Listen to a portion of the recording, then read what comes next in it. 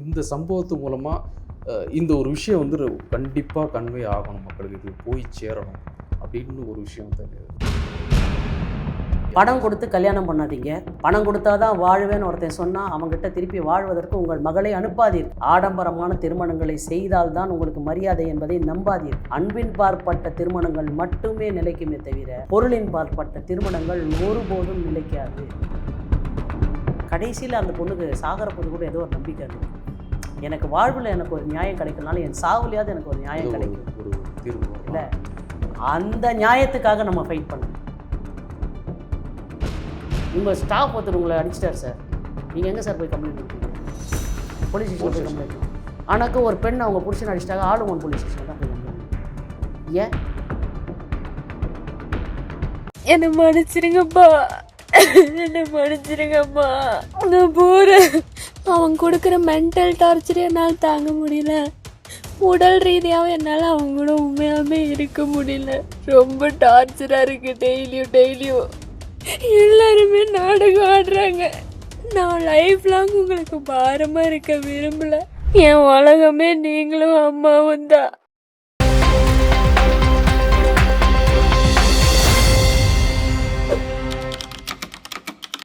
தமிழலை நேயர்களுக்கு வணக்கம். இன்றைய சந்திப்பில் நம்மோடு வழக்கறிஞர் சுமதி அவர்கள், அவரை அன்போடு வரவேற்கிறோம். மேம் வணக்கம். சட்ட ரீதியாக இந்த தற்கொலைக்கு வந்து தாங்க முடியாத துயரத்திற்கு வந்து எங்கள் நீதி கிடைக்கணும்னு ஒரு பெற்றோர் சொல்கிறார். நம்ம அவர் மேலே விமர்சனங்கள் ஒரு பக்கம் வைக்கிறோம். இது எங்கள் நீதி கிடைக்கணும், நாங்கள் விட மாட்டோம், தொடர்ந்து இதுக்காக. நான் ஒரு விஷயத்தை மறுபடியும் நான் முதல்ல பதிவு பண்ண இருந்தாலும் மீண்டும் பதிவு பண்ணுறேன். நான் இப்பொழுது பேசியது ரித்தன்யான்ற ஒரு பெண்ணுடைய பெற்றோர்களை பற்றி மட்டும் இல்லை. ஏற்கனவே நீங்கள் சொன்னீங்க. அதனால தான் அதை மறுபதிவு பண்ணுறேன். ஏன்னா நம்ம ஏதோ ரெண்டு தனி இண்டிவிஜுவல்ஸை மாத்திரம் நம்ம கட்டம் கட்டி அவங்க ரொம்ப காயப்பட்டிருக்காங்க. இந்த நேரத்தில் அவங்கள நாம் அவங்களுக்கு வேணா நமக்கு உதவியாக இருக்கணும். நாங்களாம் இருக்கோம் சார், வாங்க இந்த ஃபைட்டில் நாங்கள் உங்களோட இருக்கோம். அவர் அப்பாவும் வந்து தெளிவு முடிக்கும் போது இந்த மாதிரி முடிவு, பொண்ணு மாதிரி முடிவு யாருமே எடுத்துருக்கோம். அவங்களுக்கு நம்ம சப்போர்ட்டாக இருக்கும், இந்த சமூகம் சப்போர்ட்டாக இருக்குது. அவர் எந்த இடத்துலையும் பலவீனம் அடைந்துடாமல் மன அளவில் வந்து அவருடைய தைரியத்தை விட்டுறாமல் அவங்க மனைவியும் அந்த பெண்ணுடைய அம்மாவும் அந்த தைரியத்தை விட்டுறாமல் இருக்கிறதுக்கு இப்போ 2 நாள் பேசுவாங்க, அப்புறம் எல்லாரும் மறந்துடுவாங்க. இல்லை, கடைசி வரைக்கும் அவங்களோட பயணப்படுவதற்கு ஒரு பெருங்கூட்டம் தயாராக இருக்குன்ற தைரியத்தை அவங்க மனசில் வாங்கிக்கணும். ஹேவிங் செட் தட், இது அவங்கள பற்றி மட்டும் இல்லை, பொதுவாகவே எல்லா பெற்றோர்களை பற்றியும் சொல்லணும்னாக்க அவங்க எல்லாருக்குமே வந்து இதை ஃபைட் பண்ணணும் சார். ஏன்னா கடைசியில் அந்த பொண்ணுக்கு சாகர போது கூட ஏதோ ஒரு நம்பிக்கை இருந்திருக்கும். எனக்கு வாழ்வில் எனக்கு ஒரு நியாயம் கிடைக்கலனாலும் என் சாவுலையாவது எனக்கு ஒரு நியாயம் கிடைக்கும், ஒரு தீர்வு இல்லை. அந்த நியாயத்துக்காக நம்ம ஃபைட் பண்ணணும். அந்த பெண்ணோட கடைசி நம்பிக்கை இருக்குல்ல, என்னை மன்னிச்சிருங்கப்பான்னு. ஏன் உன்னை விட்டுட்டு போகிறதுக்காக? அப்போ நீ கோரின மன்னிப்பு என்னை கஷ்டப்படுத்துறதுக்காக. நான் கஷ்டப்படலைம்மா, உனக்கு ஏற்பட்ட சாவுக்கு நான் தைரியமாக சண்டை போடுவேன் கடைசி வரைக்கும். நீ இருக்கும்போது போடாத சண்டையை அட்லீஸ்ட் நான் இப்பயாச்சும் போடுவேன். நான் மட்டும் இல்லை, என்கிட்ட ஒரு பெரிய சப்போர்ட் இருக்குன்ற அந்த ஒரு துணிவு இருக்கு இல்லையா, அதை நம்ம அவங்களுக்கு தரணும். சட்டப்படின்னு சொன்னீங்கன்னாக்கா சார், 304B முன்னாடி பழைய இந்தியன் பீனல் கோடில் 304B டவுரி டெத். சரி, அதாவது ஒரு திருமணம் பண்ணு 7 ஆண்டு காலத்துக்குள்ள அன்நேச்சுரலாக, அதாவது எரிஞ்சோ இல்லை காயங்கள் ஏற்பட்டோ இல்லை வேறு ஏதாவது அன்நேச்சுரல் மீன்ஸில் அவளுக்கு ஒரு மரணம் ஏற்பட்டால் அது டவுரி டெத். அது அவங்களுடைய கணவனாலேயோ இல்லை அவங்க கணவனுக்கு சொந்தக்காரர்களாலேயோ அவள் மன ரீதியாகவோ உடல் ரீதியாகவோ பாதிப்புக்கு உள்ளாக்கப்பட்டு அதனால் ஒரு மரணம் ஏற்பட்டால் அதை டவுரி டெத்துன்னு சொன்னாங்க. அதுக்கு உச்சபட்சமான தண்டனை வந்து லைஃப் இம்ப்ரிசன்மெண்ட்டு. இப்போ வந்திருக்கக்கூடிய பிஎன்எஸ் ஆக்ட் படி செக்ஷன் 80 படி அதே தான், மற்ற எல்லாமே அதுதான், செக்ஷன் மட்டும்தான் மாறி. மற்றபடிக்கு பெருவாரியாக அதே தான், அது மாதிரியே தான் இருக்குது. இதை விட்டுட்டாக்க 498A நம்ம முன்னாடி பழைய சட்டத்தில் இருந்தது குருவாலிட்டி, அது இப்போ புது சட்டத்தில் நம்பர் மட்டும்தான் மாறி, மற்றபடி எல்லாமே அதே தான் இருக்குது. இது வந்து வெறும் குருவாலிட்டி தான் சார். இதை தவிர வந்து நமக்கு பார்த்தீங்கன்னாக்கா dowry prohibition act section 4 and 6, அதை விட்டுட்டாக்க தமிழ்நாடு உமன் ஹராஸ்மெண்ட் ஆக்ட்னு ஒன்று இருந்தது.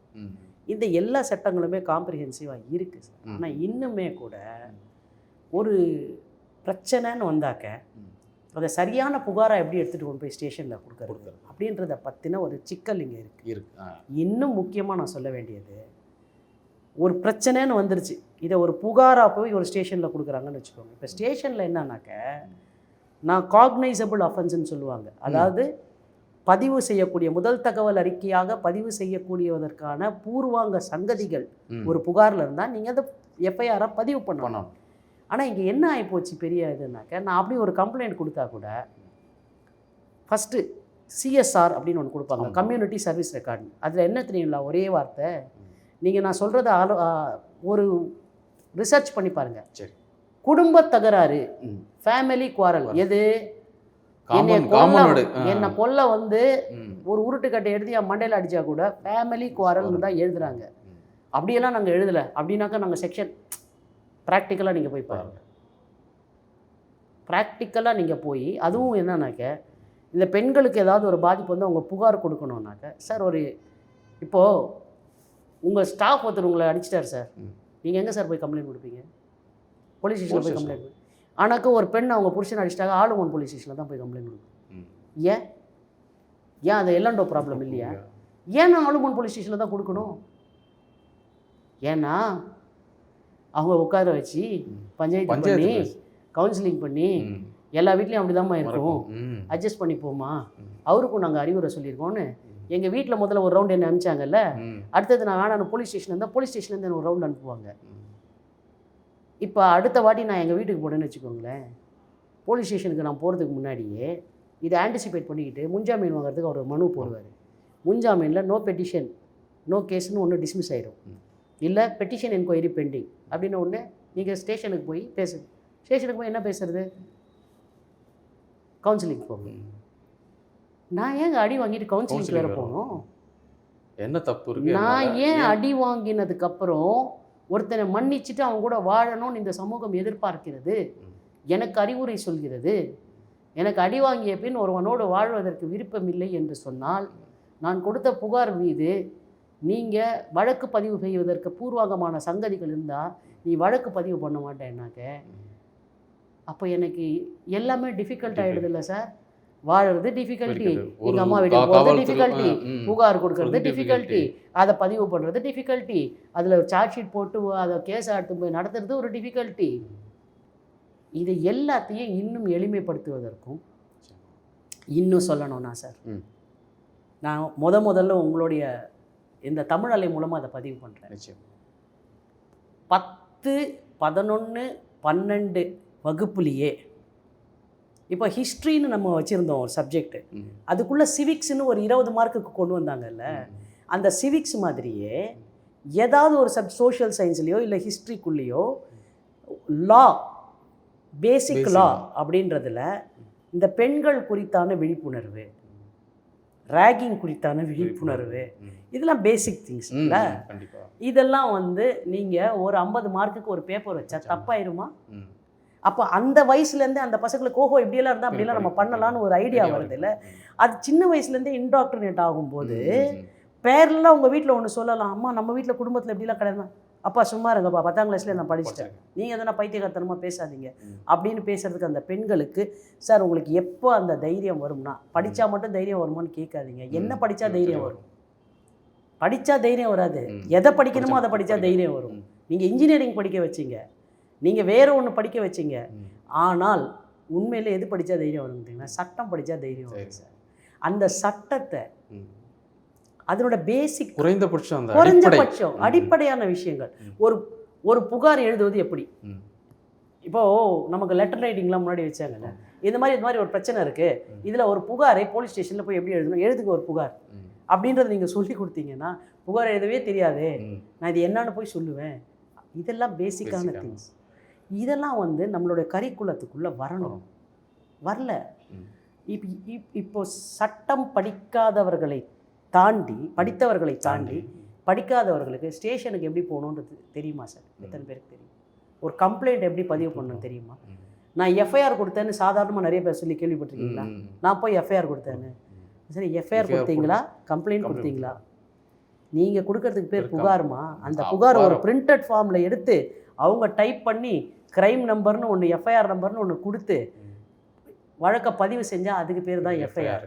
இவங்க நல்லா நிறைய பேர் என்ன நினைக்கிறாங்க, கம்ப்ளைண்ட்டை கொடுத்துட்டு அங்கேயே ஸ்டேஷனில் ஒரு கம்ப்ளைண்ட், சில பேர் என்ன பண்ணுவாங்க, ஸ்டேஷனில் போய் அங்கேயே ஒரு கம்ப்ளைண்ட்டை கொடுத்துட்டு வந்துடுவாங்க.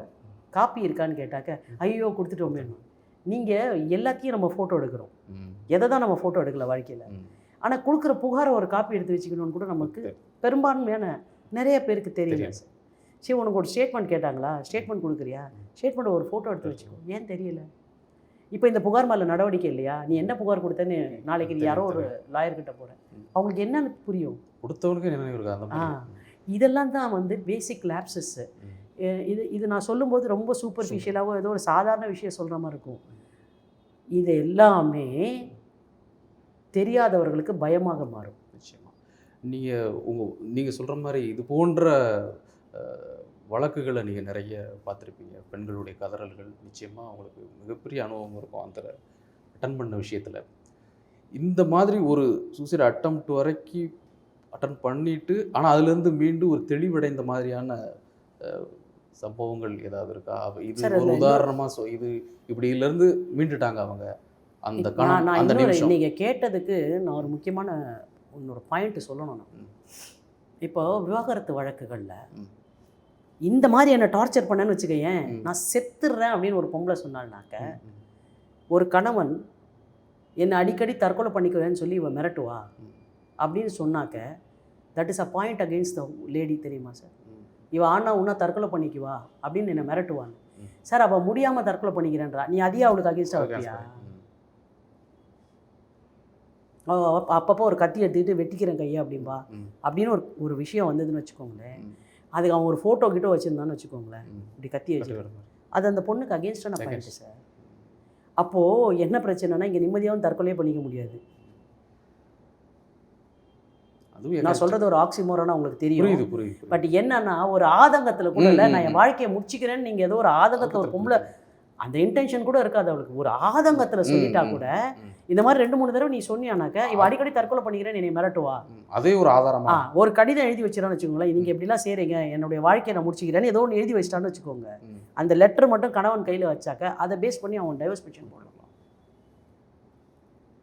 நான் முடிச்சிடுறேன் அப்படின்னு என்னை மிரட்டுவா, இது மாதிரிலாம் எதுவுமே நடக்கலை, இது மாதிரி அடிக்கடி மிரட்டுவா, காரணமே இல்லாமல் பொய்யான சங்கதிகளெல்லாம் எழுதி வச்சு நான் தற்கொலை பண்ணிக்கிறேன் மிரட்டுவா. நான் பல தடவை அவட்ட இந்த மாதிரிலாம் பேசாதேன்னு சொன்னேன், ஆனால் அவங்க அம்மா வீட்டுக்கு போயிடுவான்னு எழுதினாக்க இதெல்லாம் ப்ராப்ளம்.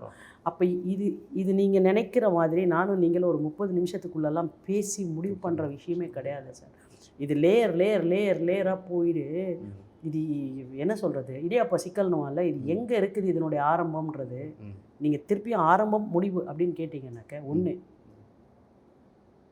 கல்யாணம் சக்ஸஸ் ஆகணுமா, ஆள் உயிரோடு இருக்கணுமான்னா ஆள் தான் உயிரோடு இருக்கணும், கல்யாணம் சக்ஸஸ் ஆகுது ஆகலைன்றது 2ஆம் பட்சம் அப்படின்றத பற்றின அடிப்படை கிளாரிட்டி வராத வரைக்கும் எப்படியாச்சும் நீ வாழ்ந்து பார்த்துரு, எப்படியாச்சும் ஜெயிச்சு காமிச்சிரு அங்கல். அது என்ன சார் ரேஸா?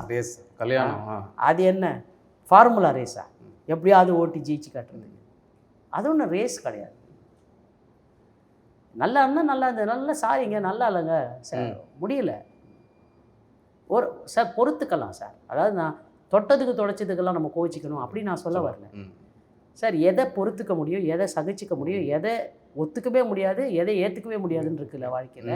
ஸோ இதில் நம்ம ஒரு பெண் சொல்கிற பிரச்சனை எந்த கட்டத்தில் இருக்குன்றதை புரிந்து உணர்வதற்கும் பிரித்து பார்ப்பதற்கும் பெற்றோர்களுக்கு தெரியணும். நான் என்னை வாரம் என்ன இது ரெஸ்டாரண்ட்டை கூப்பிட்டு போகல, அட கூட அவர் வேலையாக இருந்தாரா, உன்னை கூப்பிட்டு போகாமல் வேறு ஃப்ரெண்ட்ஸோட சுற்றினார்னா பேசலாம். இல்லை பிஸியாக தான் இருக்கார் வேலையாக இருக்காருன்னா விடுமா, நீ வாரம் இங்கே வந்துட்டு போ. இல்லை அது மாதிரி அட்ஜஸ்ட் பண்ணிட்டு போகிற விஷயங்கள் இருக்குது. அட்ஜஸ்டே பண்ண முடியாத விஷயம் இப்போ அவள் சொன்ன அந்த நாயின்ற வார்த்தை, அதெல்லாம் சகிச்சிக்கவே முடியாது சார். அப்போ அந்த மாதிரியான ஒரு பிரச்சனையை ஒரு அம்மா அப்பாட்ட வந்து சொல்லும்போது, ஏன் சார் தன்மானத்தை இழந்தும் கூட ஒரு பெண் தன் கணவனாக இருந்தாலும் அவனோட வாழணும்? எல்லாருக்கும் இங்கே 2 விஷயம் முக்கியம் சார் வாழ்க்கையில். ஒன்று அவரவர்களுடைய தன்மானமும் சுயமரியாதையும், 2வது அவர்களுடைய விடுதலை. இந்த 2த்தையும் அடமானம் வைத்து எங்கும் யாரும் எதையும் இந்த உலகத்திலே சாதிக்க வேண்டியதும் இல்லை, அடைய வேண்டியதும் இல்லை, எதையும் வெற்றி பெற செய்ய வேண்டிய அவசியமும் இங்கே யாருக்குமே இல்லை. அது நான் பெண்ணாக இருந்தாலும் சொல்கிறேன், ஆணாக இருந்தாலும் சொல்கிறேன். எதுக்கு அது?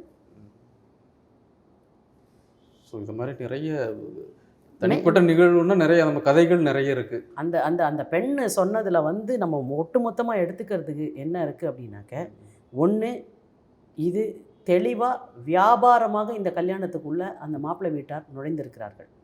2வது என் மனசு ஏற்றுக்காத ஒரு விஷயம், அந்த பையனையும் அவங்க அப்பாவையும் அரெஸ்ட் பண்ணியிருக்காங்க. அந்த அம்மாவுக்கு உடம்பு சரியில்லை அப்படின்னு அரெஸ்ட் பண்ணலையாம். ஆமா. ஏம்மா பிரச்சனை பண்ணும்போது உனக்கு உடம்பு நல்லா இருந்துச்சு, இப்போ மட்டும் அப்போ அரெஸ்ட் பண்ணுங்க. ஹாஸ்பிட்டலில் தான் ஜெயிலில் தான் ஹாஸ்பிட்டல் இருக்குது, அங்கே அட்மிட் பண்ணுங்க. இல்லை ஜிஹெச்சில் நம்ம எவ்வளோ பேர் ஜிஹெச்சில் அட்மிட் ஆகிறாங்க அரெஸ்ட் ஆகிட்டு. அந்த அம்மாவும் அந்த நம்பரில் ஒன்றா சேரட்டுமே. ஏன் அவங்கள அரெஸ்ட் பண்ணக்கூடாது? அது அது என்னால் ஒத்துக்கவே முடியல சார். ஏதோ ஒரு தலை அந்த அம்மாவை அங்கேயே ஒரு இதில் அனுப்பினாங்க அப்படின்றது என்ன எதுக்கு? அப்போ மட்டும் அவங்களுக்கு உடம்பு சரியில்லாமல் ஆயிருமா? இவ்வளோ நாள் டார்ச்சர் பண்ணி நகை கேட்கும்போது உனக்கு உடம்பு நல்லா இருந்துச்சா? அப்போ இது ஒரு தலையீடு இருக்குது. ஒருத்தரோட சாவில் கூட, ஒருத்தன் செத்த பின்னால் கூட உனக்கு கொஞ்சோண்டு உடம்பு சரியில்லைன்றது பெருசாக இந்த சமூகம் கன்சிடர் பண்ணணும். அப்போ ஒரு சாவை நம்ம எவ்வளோ பெருசாக கன்சிடர் பண்ணணும்? அப்போ நீ ஜெயிலுக்கு போக வேண்டிய ஆள் இல்லை. அந்த மதர்-இன்-லாவை அரெஸ்ட் பண்ணணும் அப்படின்ற குரல்கள் இங்கே எழவில்லை என்பதை நான் ஆழ்ந்து பதிவு செய்கிறேன். அதை ப்ரொட்டஸ்ட் பண்ணியிருக்கணும் நம்ம சிவில் சொசைட்டி, பொதுமக்கள் ப்ரொட்டஸ்ட் பண்ணியிருக்கணும். ஏன் இந்த அம்மாவுக்கு நீங்கள் இந்த கன்செஷனை கொடுக்குறீங்க? அவங்களுக்கு என்ன உடம்பு சரியில்லைனாலும் ஹாஸ்பிட்டல் தான் இருக்கு, நீங்கள் கவர்மெண்ட் ஹாஸ்பிட்டலில் போடுங்க. இப்போ தலைமறைவுங்கிறாங்க, காணும் ஆளை காணும். அதை பற்றி எனக்கு தெரியாது சார், ஏன்னா நம்ம அதுக்கு தகுதியானவர்கள் இல்லை.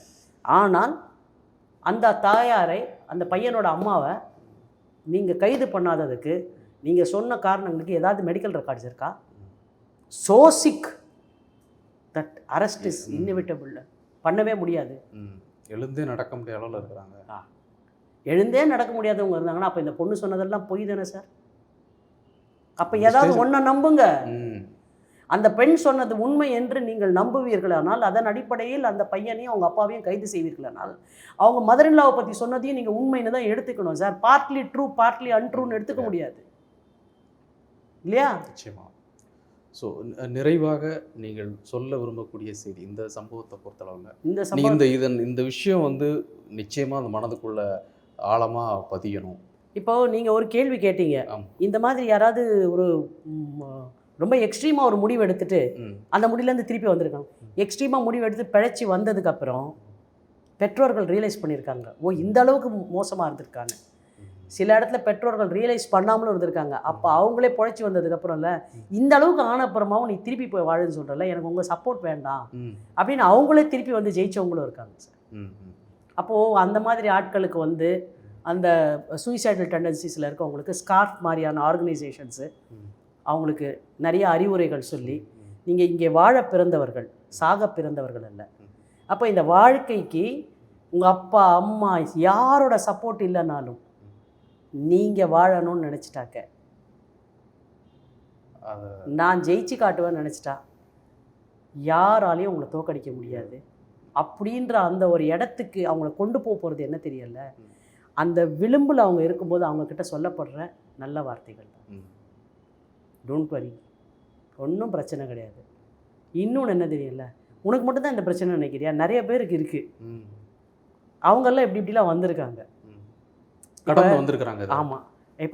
இப்போ நம்ம முடியவே முடியாது அப்படின்னு சொல்கிறவங்க கிட்ட நான் பர்மிஷன் கேட்டு வேறு சில கிளைண்ட்ஸை கூப்பிடுவேன். மேடம் உங்களை நீங்கள் வரும்போது ஒரு மாதிரி வீக்காக இருந்தீங்கல்ல, அதே மாதிரி ஒரு கேண்டிடேட் இப்போ வந்திருக்காங்க, ஒரு கிளைண்ட்டு, நீங்கள் ஒரு வார்த்தை பேசுவீங்களா? நீங்கள் வந்தபோது எப்படி இருந்தீங்க, இப்போ நீங்கள் எப்படி இருக்கீங்க? இதை நீங்கள் சொல்லும்போது, நாங்கள் சொன்னாக்கா ஏதோ ப்ரொஃபஷனலாக சொல்கிற மாதிரி இருக்கும். நீங்கள் சொல்லும்போது அது சரியாக இருக்கணும் போது அவங்க சொல்லுவாங்க, நான் பாதிக்கப்பட்டு இப்படி தான் வந்தேன், ஆனால் ஆரம்பத்தில் கஷ்டமாக இருந்தது, எனக்கு இந்த லிட்டிகேஷன் கஷ்டமாக இருந்தது, பட் இப்போ நான் எனக்கு நடந்த தப்புக்கு நான் ஃபைட் பண்ணேன், இல்லை நான் நடந்த தப்புக்கு இந்த கல்யாணத்தை விட்டு வெளியே வரணும்னு ஒரு டிசிஷன் எடுத்தேன், இல்லை எனக்கு பெரிய சப்போர்ட்லாம் யாரும் இல்லை, நான் சின்னதாக தான் வேலையில் இருந்தேன், இல்லை எடுத்த உடனே நான் கேஸை போடல, நான் கொஞ்சம் என்னை ஸ்ட்ரென்தன் பண்ணிக்கிட்டு நான் இந்த லிட்டிகேஷனுக்கு வந்தேன், இப்போ நான் அதை ஃபைட் பண்ணுறேன், நான் எது இல்லைனாலும் நான் இப்போ தன்மானத்தோடையும் என் சுயமரியாதையோடையும் ஒரு விடுதலை உணர்வை நான் தக்க வச்சுக்கிட்டேன்ற அந்த தெம்போடையும் நான் இன்றைக்கி இருக்கேன். இதை நான் இங்கேருந்து சொல்லும்போது உங்களுக்கு புரியாது, பட் நீங்கள் இங்கே வருவீங்க ஒரு இடத்துக்கு அப்படின்னு ஒருத்தர் பேசும்போது அது ரொம்ப நல்லா இருக்கும். அப்போ அந்த நிறைவாக தான் இந்த சம்பவத்து மூலமாக இந்த ஒரு விஷயம் கண்டிப்பாக கன்வே ஆகணும், மக்களுக்கு இது போய் சேரணும் அப்படின்னு ஒரு விஷயம் செய்தி. பணம் கொடுத்து கல்யாணம் பண்ணாதீங்க, பணம் கொடுத்தா தான் வாழ்வேன்னு ஒருத்தன் சொன்னால் அவங்ககிட்ட திருப்பி வாழ்வதற்கு உங்கள் மகளை அனுப்பாதீர்கள். ஆடம்பரமான திருமணங்களை செய்தால்தான் உங்களுக்கு மரியாதை என்பதை நம்பாதீர்கள். அன்பின் பார்ப்பட்ட திருமணங்கள் மட்டுமே நிலைக்குமே தவிர பொருளின் பார்ப்பட்ட திருமணங்கள் ஒருபோதும் நிலைக்காது. இதை புரிஞ்சிக்கோங்க. இதெல்லாம் செஞ்சால் தான் கல்யாணம் நடக்குன்னா நம்ம குழந்தைங்களுக்கு கல்யாணம் நடக்காட்டி பரவாயில்ல, நம்ம வீட்டில் அவங்க சந்தோஷமாக இருக்கட்டும். இப்படி ஒரு கேடுகட்ட கல்யாணத்தை அவங்களுக்கு பண்ண வேண்டிய அவசியம் இல்லைன்ற தெளிவு நமக்கு வரணும். தமிழலை சார் வரவேற்கிறேன்.